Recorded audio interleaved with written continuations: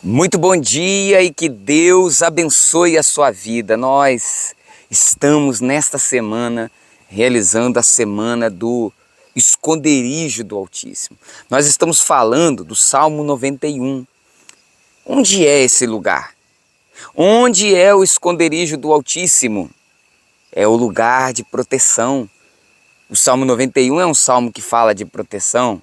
1000 cairão ao teu lado, 10.000 à tua direita. Você não vai ser atingido. As pragas não chegarão à tua casa. Mas o texto do Salmo 91 começa: aquele que habita. Preste bem atenção. Não é todos. Não é um salmo para todos. Não é uma realidade para todos. É para aquele que habita. Nesse lugar, que é um lugar de proteção, que é o lugar de obediência ao Senhor. E você há de convir comigo que nos tempos que nós vivemos hoje, falar de obediência, falar de autoridade, não é uma coisa muito, vamos dizer, popular, não é verdade? Nós não temos essa tendência natural de submissão à autoridade. Porém, nós ontem estudamos na leitura de ontem que o esconderijo do Altíssimo é o lugar de obediência. Enquanto Adão e Eva permaneceram em obediência, eles estavam debaixo dessa proteção, dessa cobertura, mas no momento que eles decidiram seguir a sua vontade, então eles saíram desse lugar de cobertura e a primeira coisa que eles sentiram foi a necessidade de cobrir-se, porque eles já não estavam mais debaixo da cobertura, da proteção do Senhor, tá? Então, nós precisamos aprender a lidar com a questão da autoridade, as autoridades, e principalmente a autoridade do Senhor. A autoridade do Senhor. Porque existem duas formas de reagir quando a gente escuta uma palavra de Deus, uma palavra de admoestação, uma palavra de repreensão, uma palavra de arrependimento. Existem duas formas de reagir. Nós podemos reagir como Caim, por exemplo. A Bíblia diz lá em Gênesis, no capítulo 4, Gênesis 4, lá no verso 6 e 7, diz assim: então lhe disse o Senhor, por que andas irado? E por que descaiu o teu semblante? Deus está falando com Caim. Se procederes bem, não é certo que serás aceito? Se todavia procederes mal, eis que o pecado jaz à porta, o seu desejo será contra ti, mas a ti cumpre dominá-lo. Então, qual foi a reação de Caim? Ficou irado. Tá? Então, quando Caim foi confrontado por Deus no seu erro, ele não se arrependeu. Ele não seguiu pelo caminho do coração quebrantado, de um coração humilde, que se arrepende. Não, ele se irou. E essa é uma forma de reagirmos. Porém, essa não é a forma correta de reagir à repreensão do Senhor, à palavra do Senhor. Na verdade, querido, a palavra de Deus, a verdadeira palavra de Deus, ela não vai alisar o nosso ego. Eu que tenho visitado algumas igrejas e infelizmente nós vemos uma deficiência, uma dificuldade de encontrar uma palavra genuína de Deus. Porque a palavra que é popular é aquela que massageia o nosso ego. E é o que a gente encontra. Deus vai te abençoar, Deus vai te dar a vitória. Você é isso, você é aquilo. Essas palavras que massageiam o nosso ego é o que atrai as pessoas, tá? Mas a palavra genuína de Deus, ela nos confronta. A palavra ela diz que ela é cortante, ela é como uma espada afiada de 2 filos, de 2 lados, de 2 gumes, né? Ela corta de um lado, ela corta de outro, ela produz um incômodo na gente. Ela é como uma injeção que cura a doença, mas que traz dor. É ou não é? Eu não sei se você é igual eu tenho pavor de injeção. Eu sempre tive pavor de injeção. Então, assim, imaginar aquela agulha entrando, aquele remédio. Então, eu tenho esse pavor. Mas assim é a palavra de Deus. A palavra de Deus, ela vai trazer uma dor momentânea, como a injeção, para trazer uma cura no futuro. Tá bom? É isso que ela faz. Então, nós temos visto muito um evangelho do massagear o ego do homem, do ser humano. Mas isso não faz com que a gente esteja no esconderijo do Altíssimo. Porque para estar no esconderijo do Altíssimo, nós precisamos estar num lugar de obediência ao Senhor. A palavra vai te confrontar para você perdoar de verdade, para você amar de verdade, para você servir de verdade, enfim, para deixar o pecado. Tá? Uma atitude que nós podemos ter é a atitude de Caim, como eu falei. Você fica irado, ou você fica indiferente, ou você fica revoltado. Agora, a outra atitude que nós podemos ter, que é uma atitude de um coração humilde, quebrantado, que leva ao arrependimento e que transforma a gente. É como a injeção que eu falei, ela vai doer, mas vai trazer cura para o pecado. Ela vai trazer de volta a palavra de Deus, o propósito da palavra de Deus. Não é para que eu tenha um carro 0 quilômetro, uma conta bancária cheia. O propósito da palavra de Deus é fazer com que eu volte a ser imagem e semelhança de Deus.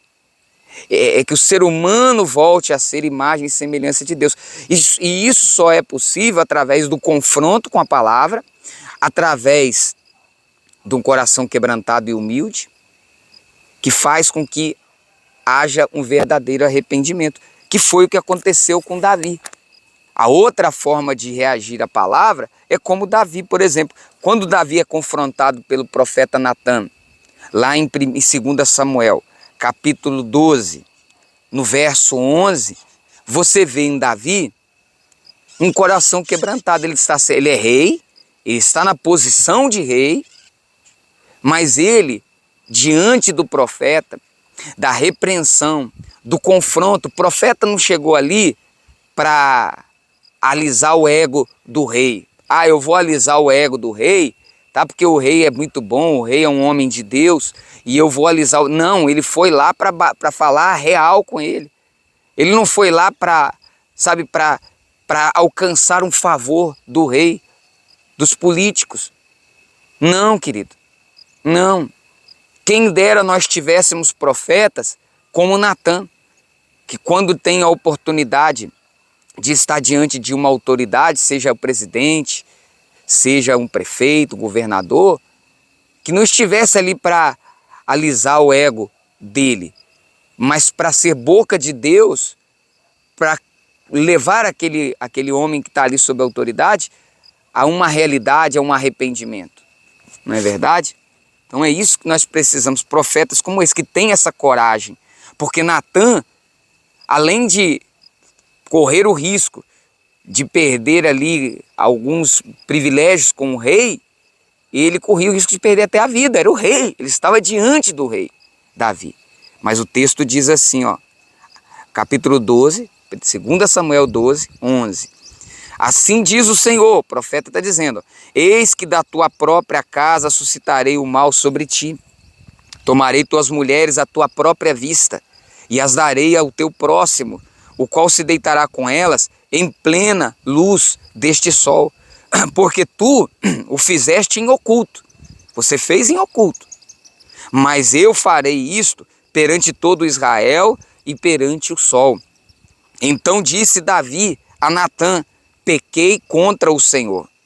Disse Natan a Davi, também o Senhor te perdoou o teu pecado, não morrerás. Olha só, qual foi a reação de Davi? Pequei contra o Senhor. Ele havia pecado. Ele havia saído daquele lugar que nós chamamos de quê?